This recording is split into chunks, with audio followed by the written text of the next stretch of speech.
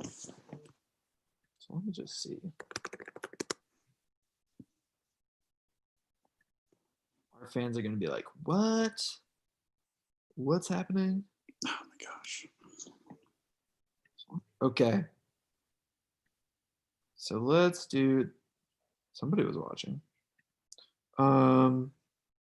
So sorry everybody. That was we just went offline because I thought somebody was coming in.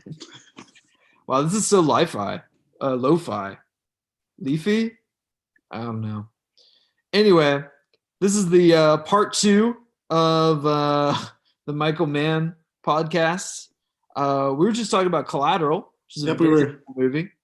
Yep, we touched base on Last of the Mohicans, and we segued into Collateral, which is a very cool movie. Mm-hmm. And I tied that back a little bit to Thief, because I'm thinking about, those really, really taut, concise, well-crafted action thrillers. And Thief was his first or second movie. Did Manhunter come before or after Thief?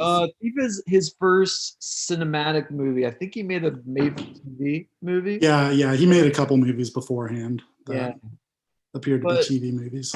Yeah, to speak a little bit more about Collateral, it's oh my gosh, so many interruptions. It's I think the one that really blew me away when I was younger, because it really is like one of his best films. The script is really well created, the directing is really good. It's just a very well crafted movie. I don't know how much more to say. It's got a good cast: Jamie Foxx, Mark Ruffalo, Tom Cruise, of course, Javier Bardem before he became super big. Oh, I didn't know that. Yeah. And he's like a gangster. He's in like one scene. Okay. Yeah. But it's a good one. It is sort of similar to that, and I think that movie kind of opened up that world to me. And sort of sent me going to watch Heat and going to watch Thief and Manhunter. Sorry, interruptions everywhere. I know, right? Sheesh. Can't make a podcast anymore. I know. Oh, my friend said, heads up, your YouTube stopped. I know, man. Is it going again? I'm telling you, we're on a new one. 40. Season 2's off to a terrific start, guys. So anyway, where do you want to go from there? I mean, we could talk about Thief. We could talk about Heat. So Manhunter. Yeah, there's a lot of places to go.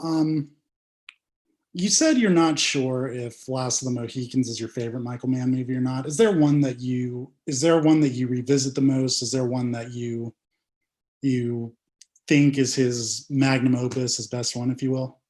I have to say, I think, my favorite one that I revisit all the time is The Insider. Interesting. Okay. Yeah.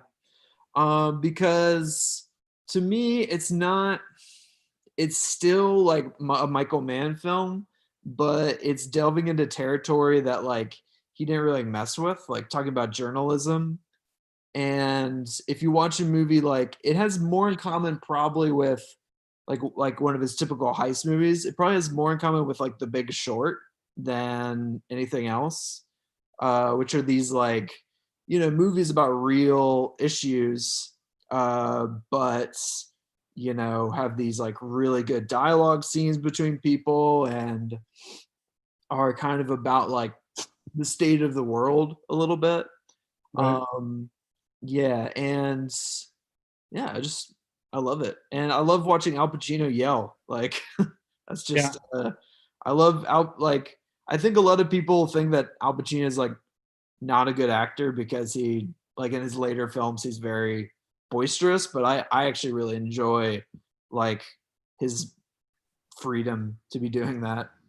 Sure, yeah, and I think Al Pacino is a terrific actor. He made some great films in the 70s, and he 80s, 90s too. He's made great films all the time, but he to your point, he definitely has fun with the movies that he makes, and he's boisterous, he's energetic. But I thought this was one of his better performances of his later career. For sure. Yeah. Yeah. I think he's even better in it than he is in Heat. And I do like Heat, but I feel like he gets more in The Insider. It's a little more believable. Yeah, I think so too. I think it's one of those movies that's kind of like All the President's Men, Spotlight, you know, journalists uncovering these issues, although this particular movie doesn't necessarily put mass media in the most positive light at the end. Oh, But but yeah, he definitely really plays that passionate journalist role well. yes. Yeah, Just the scenes where they're all yelling at each other towards the end. Like I revisit those scenes a lot. nice. Yeah, And they're just like, in Heat and in Last of the Mohicans, like the dialogue is okay, but the big thing that you kind of watch are those big battle scenes where people are just shooting at each other with these massive guns, and it's really loud. But there are really no guns in. There are some guns in The Insider, but they're not fired. But I would say that the shots that are fired are the words. jabs. Yeah, for sure. Um, I won't say a few of the words, but they're pretty great towards the yeah, and I think with the all-star top billing of that movie with Al Pacino and Russell Crowe in an Academy Award nominated performance, I think one that gets kind of overlooked is Christopher Plummer in that movie. Yeah, Yeah, definitely. Yeah. yeah, And Russell Crowe's great in it too. But yeah, Christopher Plummer is great. And it's interesting how like Mike Wallace, like especially for our generation, we don't really like I don't think we think about him that much as like a big reporter, but he used to be like a big name back well, in the yeah, he passed away in 2012, I think. mm, And his son Chris Wallace that's is a reporter right. now. Yep. Yeah, On Fox News. yeah, correct, Yeah. correct. So, but yeah, he was certainly a staple of 60 Minutes throughout much of its from when it started to I think like 2008 actually, like a Yeah. really long time. So But yeah, I don't know why The Insider is such comfort food to me. Perhaps it's like the 90s aesthetic of like the saxophones in the soundtrack, or Al Pacino saying like, what's wrong with you? What's going on with you? Like, or if it's like those big themes of like big, media corporations taking over journalism. I don't know. But we were talking about this earlier, and we're talking about how in 1999 American Beauty won Best Picture, and that we thought that probably The Insider would win if it came out nowadays. And it's funny because I think I was reading that The Insider was more controversial than American Beauty when it came out, mainly because of the portrayal of like what they're saying about news corporations and how they're basically owned by big businesses, big pharmaceuticals, and like the risk that news organizations don't want to take because of their shareholders. sure, Yeah. yeah, and that's certainly topical. Yeah. You know,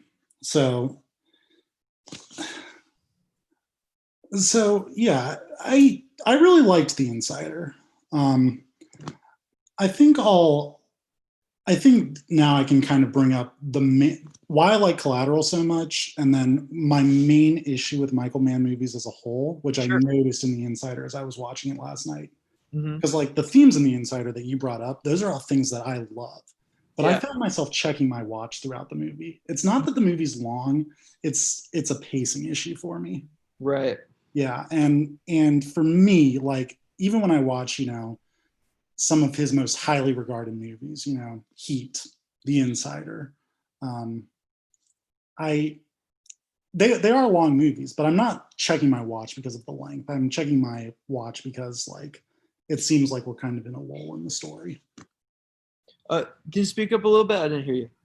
Yeah, so I find myself even with some of his top movies, you know, The Insider, Heat, even though they're long movies, I don't mind a long movie, but I find myself checking my watch because there's kind of like a lull in the story where it builds up to a crescendo and then kind of flattens out for a long time. I get that. Like The Insider has a long period of time where it's developing to that last, like the last maybe 30, 45 minutes, which are like the best part. But there's a long period of time where they're like sending faxes to one another.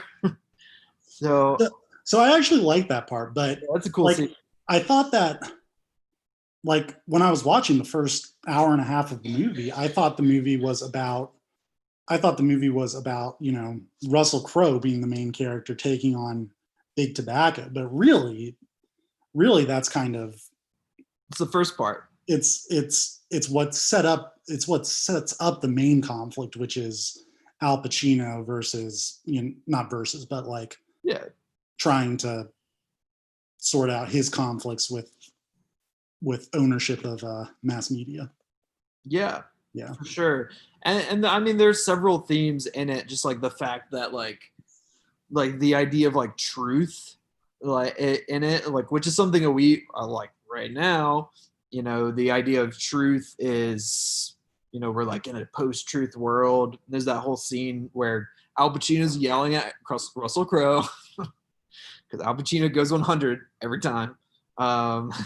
Where he's like, you know, they'll distort and exaggerate anything that you've done because you're one person versus a corporation versus a business.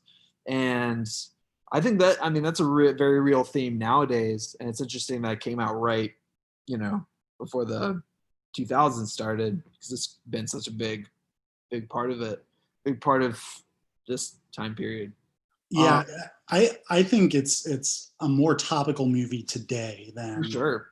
than it was when it was released in 1999. Yeah, definitely. Whereas 1999, American Beauty and The Matrix, Fight Club, Magnolia. Big year for movies, man. Yeah, I was reading a book about it, and the last chapter's on The Insider, so nice. I recommend it. One of Tarantino's favorite movies. Yeah, that's right. Yeah, a lot of his favorite movies came out in '99, oddly enough. But yeah, so that was your only issue with Michael Mann movies is the length? No, not the length, the pacing. The pacing. Yeah. I have to say I agree. Especially with his longer films, like the fact that Collateral is so short and sweet, like that's why it's one of his best, I think. Because I was reading something about him the other day actually that apparently like he has like a really high amount when they used to shoot film, he has a really high amount of like negatives that he shoots. Like he shoots a ton of footage and not all of it is like pertaining to the scene. So there are certainly parts that kind of veer off from the main topic. Like there's certainly like a few speeches in The Insider that easily could have been cut that no one cares about. Like the scene where the journalist is like, I used to fly like planes off of aircraft carriers. I know how stressed you feel. It's like no one cares. No one cares that you used to do that. But obviously like that's a part of that guy's character. But yeah, I agree with that. The pacing and in Heat, although I love the epic scope, there are parts that could be cut. Yeah. Now, one thing that I do like about Michael Mann, we've already talked about his scores, we've already talked about the cinematography, is he gets great performances from his actors. Oh yeah. Yeah. He gets he gets really top-notch performances. And I think I think sometimes they can get a little bit overlooked because I think only a few of them have been nominated for Academy Awards from his movies. I think Russell Crowe got nominated, and then the next year, Will Smith and Jon Voight got nominated in Ali. But I forgot about. I didn't realize that actually. Yeah, huh?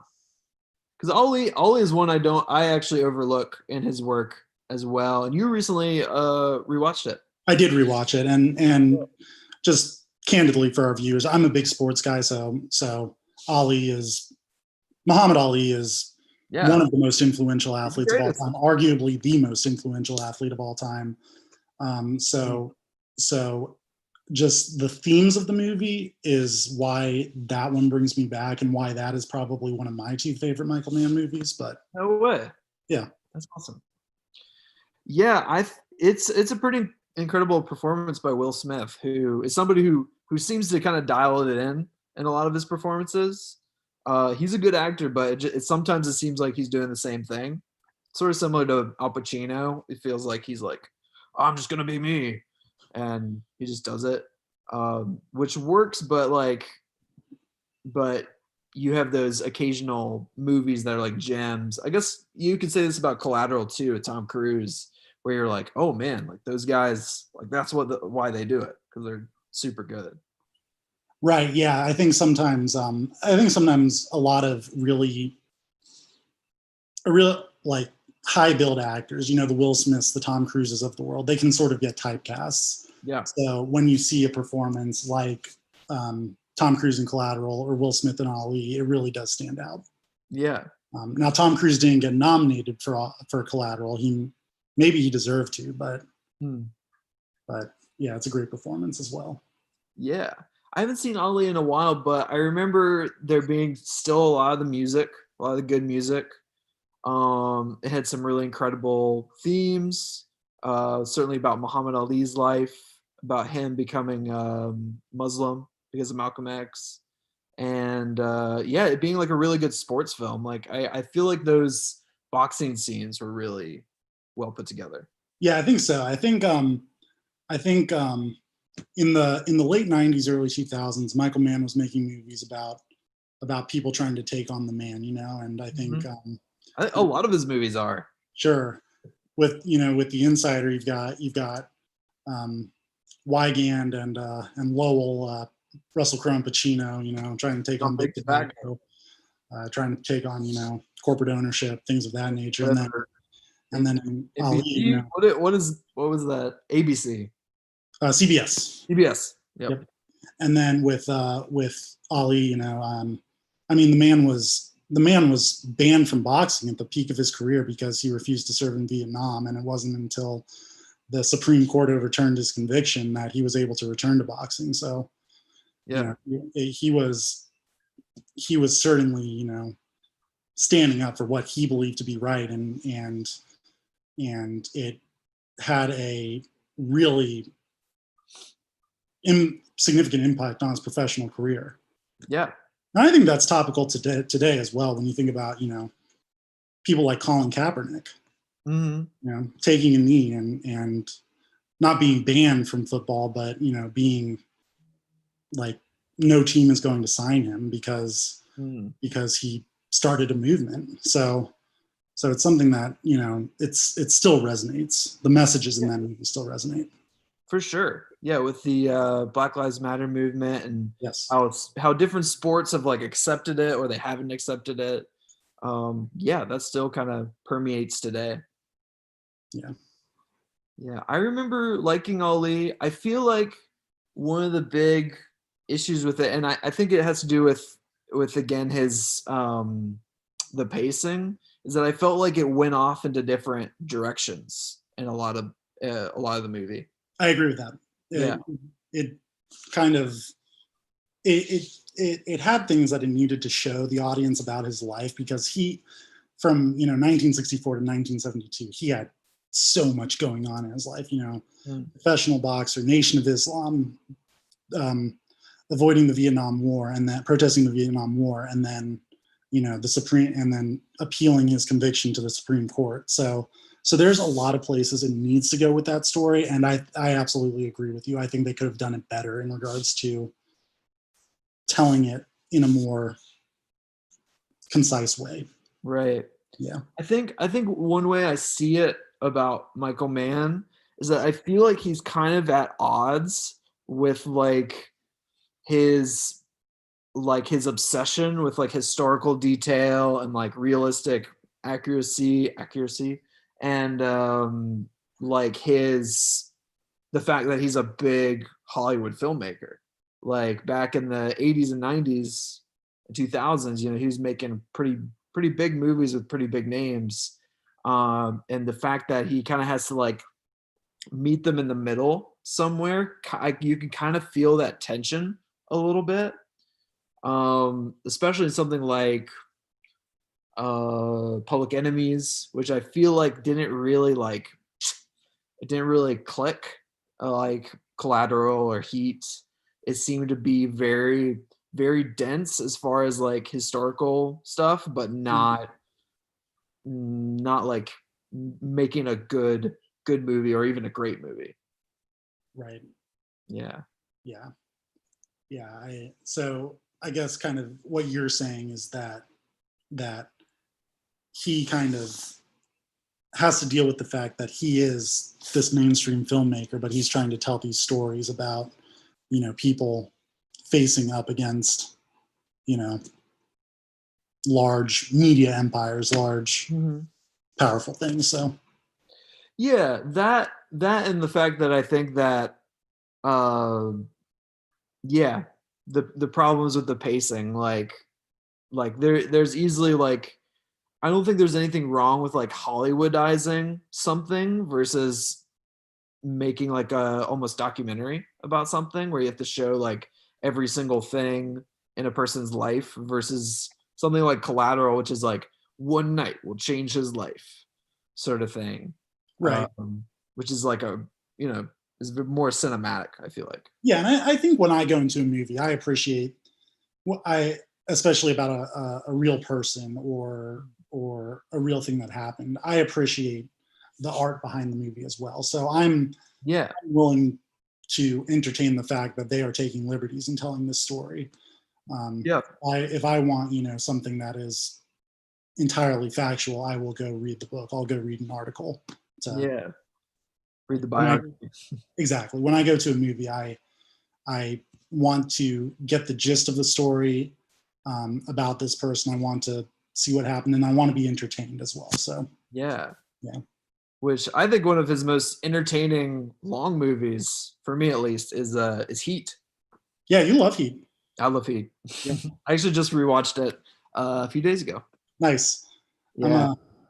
Yeah, that's a pretty all-star cast when you think about it. You've Oh, yeah. got Al Pacino, Robert De Niro, Val Kilmer. Mm-hmm. So John Voight. is John Voight in that? Yeah, yeah. He's like Robert De Niro's friend, Okay. getting him details about Yeah. the heist. That's an interesting movie. Uh it's I mean it has its ridiculous moments, but it's pretty amazing movie. Like I don't know if something like that, I mean, especially nowadays, it'd probably be pretty hard to get that movie made. It's like I mean, it's got a huge cast, um, some big name actors, but it's not, really based on anything else other than like a heist movie, Right. like how robberies are done. Yeah. And I think it's cool to revisit some of those movies that are just a heist movie Yeah, that's told on a very large scale the way Heat is, because yeah. a lot of times it's hard to come by today. Mm-hmm. Um, Yeah.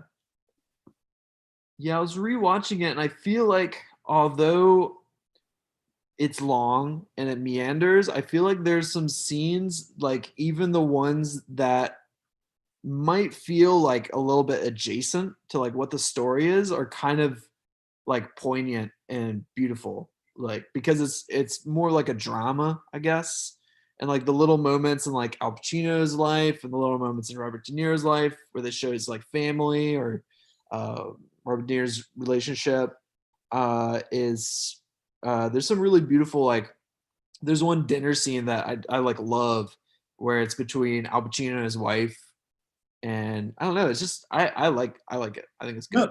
no, and And the the funny Natalie thing Portman is, section is interesting. now that you bring that up, those scenes, those family scenes in a lot of his movies actually are some of my favorite parts of the movies. Yeah. Yep. Um, so I think when I bring up my concern about pacing, I'm not saying that I don't need to see these family scenes, because I love that stuff. I Mhm. eat it up. I Yeah. think it's I think that, maybe maybe my main issue with the pacing is that we don't get enough of that. Hmm. Yeah.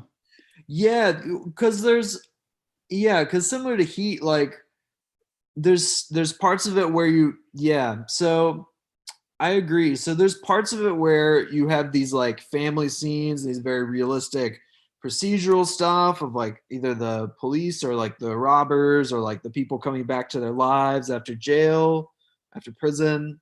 And then you have scenes where like Al Pacino like shoots somebody in the head like from really far away and you're like, whoa, could Al Pacino actually do that? Like, or like something on the Last of the Mohicans where you're shooting somebody like really far away with a musket. Like with a musket, though, I don't know, but I guess it's similar to that, like relationship to it being like this Hollywood movie and then having the almost neo-realistic stuff. And again, like going back to the Insider, even though there weren't guns in the Insider, well, there was a gun in the Insider, but the main thing was the jabs.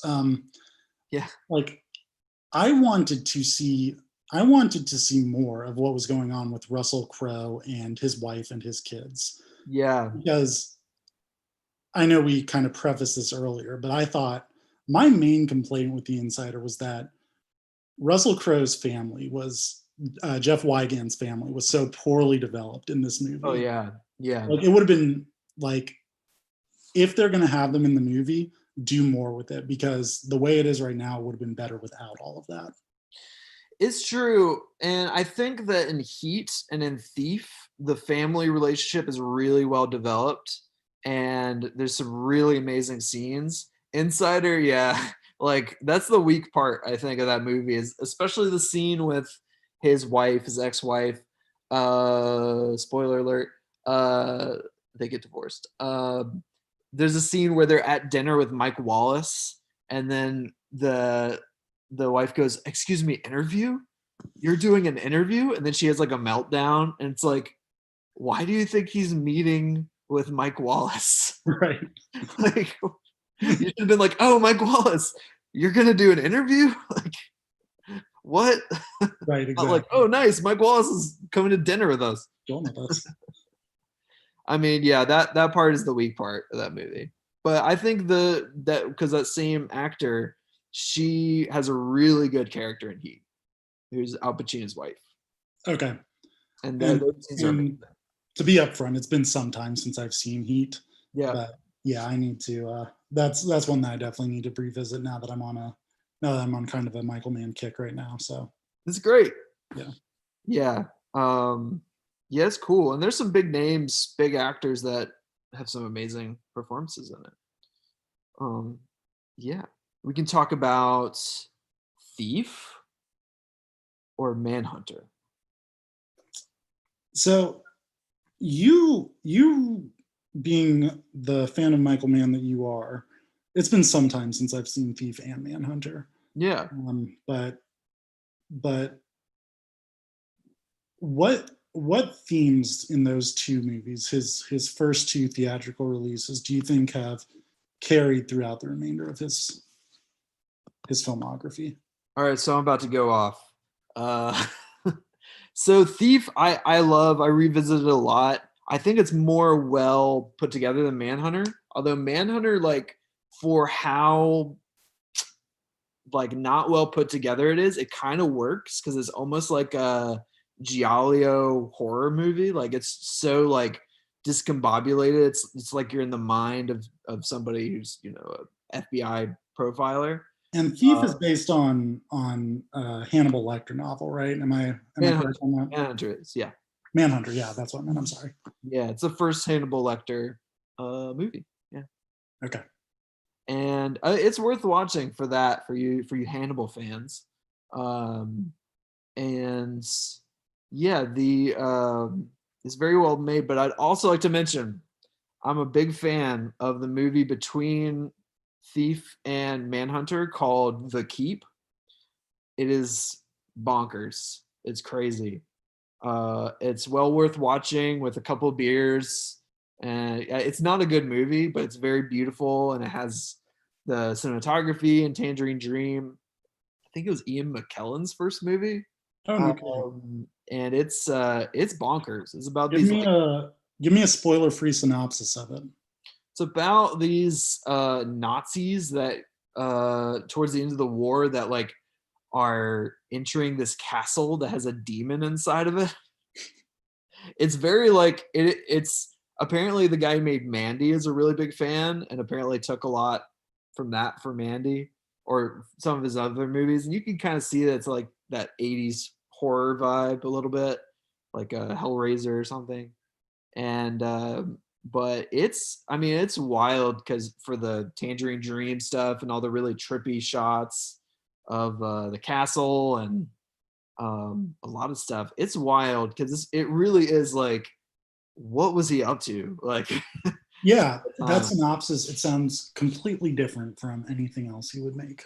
it is, and but you can see like it's his directorial style, and it's that same like stylistic stuff, and there's like similar characters, but yeah, it's just off the wall, but worth watching. And I think he's like tried to bury it, but you should, everyone should check it out. Okay, With a couple of beers, watch it. nice. Nice. Love it. But yeah, I think Thief also similar to all the other movies. I think it's one of the best James Caan performances.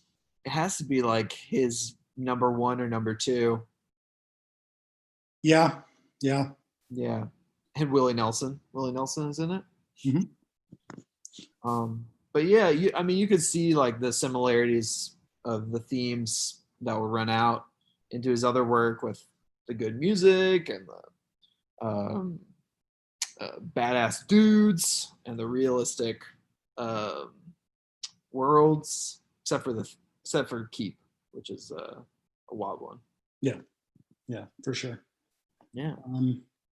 And then, so we went back to the 80s, and then Michael Mann has made a few movies into the 2000s and 2010s.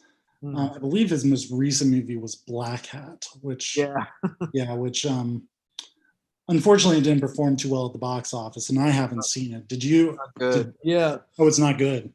I saw it. Being a man head, as I am, yeah, I was not a fan, and you could see like apparently they had trouble in the editing, but I feel like his films are almost like kind of generational, and I feel like for him to take on the world of like the internet nowadays is kind of like, I don't know, it just didn't work for me. Like I felt like that something like that, I don't know if there's like a disconnect with like a generational thing, or like, you know, maybe in the hands of like Fincher or somebody younger might do it. But also I don't think it was very well put together. The story wasn't very good. And there was a lot of stuff where they were actually saying lines from his other movies, which, you know, I could tell. But yeah, it wasn't so good. Okay. Well, it looks like in his filmography he has a movie coming out this year. Oh, for real? Yeah. Now it may be in pre-production at this point, so I don't know if it'll actually come out this year, but a movie about Ferrari. Oh. Yeah. Yeah, he's a big car guy. His the shots of cars in his movies are pretty incredible. Guns and cars. Guns and cars. Those are like the things that he's best at filming. Yeah, he What makes dad about, movies for sure. yeah, what about the Miami Vice movie? What do you So think? Miami Vice, the one with Colin Farrell and Jamie Foxx. Am I Yeah. right? Hmm. Yeah. Yep. So I did not see it. Oh, no. However, now Colin Farrell is one of my favorite actors. Back in the 2000s, back in 2006 when this movie came out, I didn't really Yeah. give him that much of a second thought. But But yeah, what did you think of it? I mean, since he was a producer on the original Miami Vice show back in the 80s, what did you think Yeah. about it? Yeah, he's basically, like the Larry David of Miami Vice. Right. Pretty much. Right. And well, Miami Vice is a mixed bag because there are parts of it that are on par with Collateral, and then parts of it is a bit weak. But again, like a lot of his films, really beautiful cinematography, really great music. Um, yeah, it also feels odd. Like I don't think he directed an episode of Miami Vice, and Miami Vice it's kind of had some weird moments. Like if you've seen the show, I've seen a little bit of it, but it was a little more campy than Yeah, I was thinking that. I was like, I way haven't actively campier than seen it, but anything again, anything he ever did. Yeah. yeah, when I've seen the trailer for 2006 Miami Vice, and I don't think of camp with it. No, and like there's these characters in Miami Vice that are kind of dumb, that are like the comic characters that are like the fools, like, and they're in it, but they're not funny. They're just like there. Okay. And yeah, so it didn't really work for me, but it's still beautiful. It looks great. Um, and then you got Public Enemies, which what are your thoughts about Public Enemies? Um, yeah, I feel bad. I feel like we kind of front loaded our podcast with the stuff that we really love, Well, yeah, that's fine. which is normal. But yeah, Public Enemies, I think it's fine. Yeah, I think it's fine. agreed. Yep. Like it's a good movie, but it doesn't stand out to me in his filmography. You know what's unique about Public Enemies, though, is the fact that I think Michael Mann, something that's kind of interesting about his work is that he's really been a big um, digital cinema guy. He's really been into like using HD cameras. Like even I think in The Insider, he's using stuff, and Heat. I think he was already using digital cameras or starting to, which is the future. Nothing wrong with film cameras, but digital cameras are good. And I think it was the fact, that like he liked to shoot a lot, so digital cameras you could shoot as much as you want, Sure, sure. versus film. But the thing about Public Enemies that didn't work for me, and I wanted to like it a lot when it came out, and there's good parts of it, was he really um, he uses digital cameras for a movie that takes place in the 30s, which for me kind of seems like you are walking around with a security camera in the 30s, which is just like just kind of takes me out of it a little bit.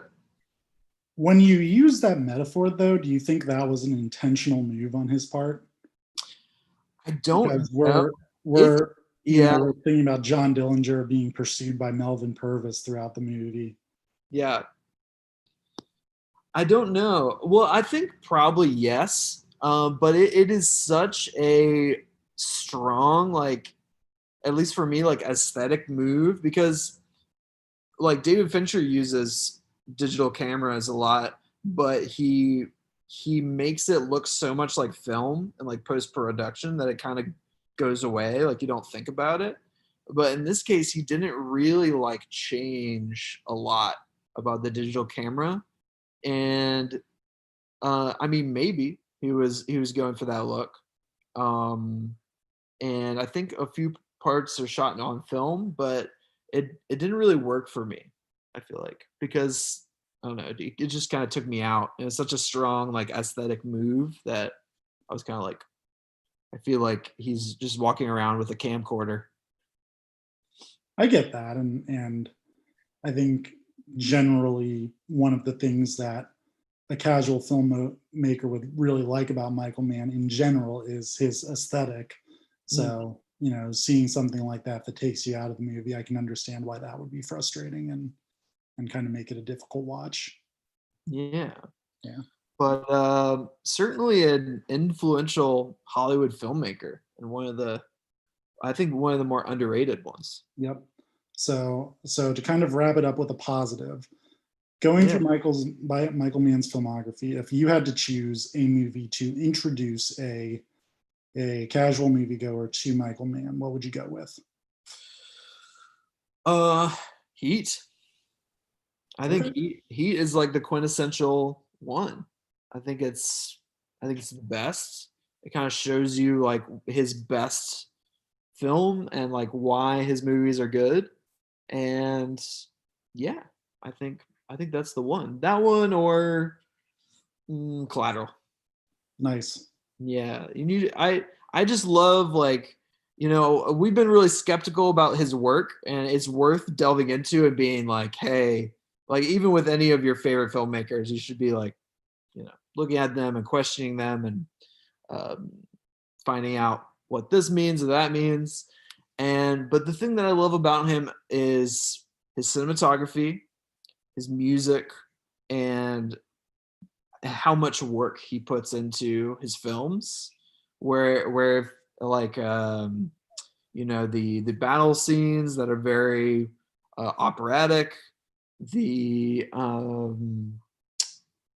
the character development, which is often very thought out, um, and the themes, which are about fighting the man. Fighting the man. Yeah, So despite his last name, which is Man. nice. Love it. And what are your thoughts? What are your positives about this guy? Do you agree? Hmm? Do you Say that agree? again for me. What are your thoughts on the positive aspects of this? Positive aspects of Michael Mann. Easy. Yeah. Music, Mm, cinematography, and the performances that he gets out of his actors in movies that aren't really about, an actor acting. mm. Um, I think something we've left out is we've been talking about the music and the cinematography, but we haven't really gone into depth about what those are. So for his movies, he's used like there's for his first movie, his first cinematic movie, he used Tangerine Dream entirely music by Tangerine Dream, which is this super influential electronic group from the 80s. He's got music in A Guide to Vita and a really great scene, the end scene of Manhunter, which is fantastic. Tangerine Dream throughout The Keep, which is nuts. Go check it out. It's bonkers. Heat, he has Brian Eno. He has a Joy Division cover. Moby. Moby's cool. Um, and I think and if you think about, Miami Vice, you have In the Air Tonight. And I think no song like exemplifies his style more than In the Air Tonight. Like that's it. Like nice. that, like if you're just driving in the city and you listen to In the Air Tonight, like you're instantly in a Michael Mann movie. I love that. Yeah. And you could go on about other groups, Enya and Last of the Mohicans, or Clannad or whatever. Um, he's certainly like lost his. I feel like he was using cooler bands maybe when he was younger, and then kind of has gone into different directions. But he, for lack of a better association, I feel like his movies are a bit associated with like the '80s MTV culture a bit, even if Thief came out before that. Yeah. I think even like the original scores of his newer movies, while they may not use, Tangerine Dream, they are still quite good.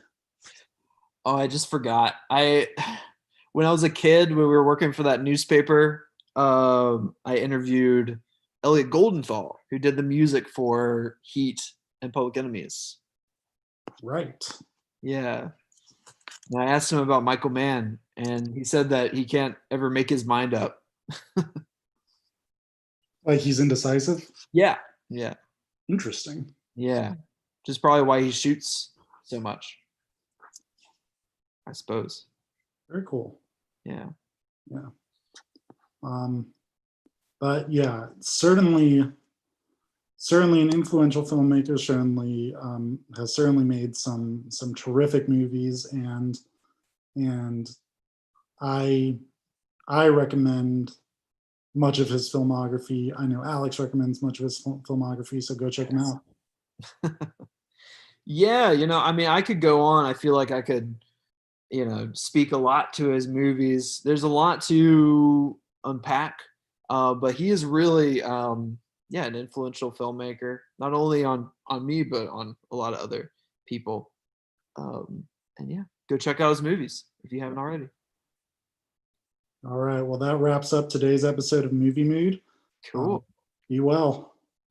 Yeah. Sorry about the interruption, folks. But yes, that wraps up our first episode of season 2. We will talk to you later.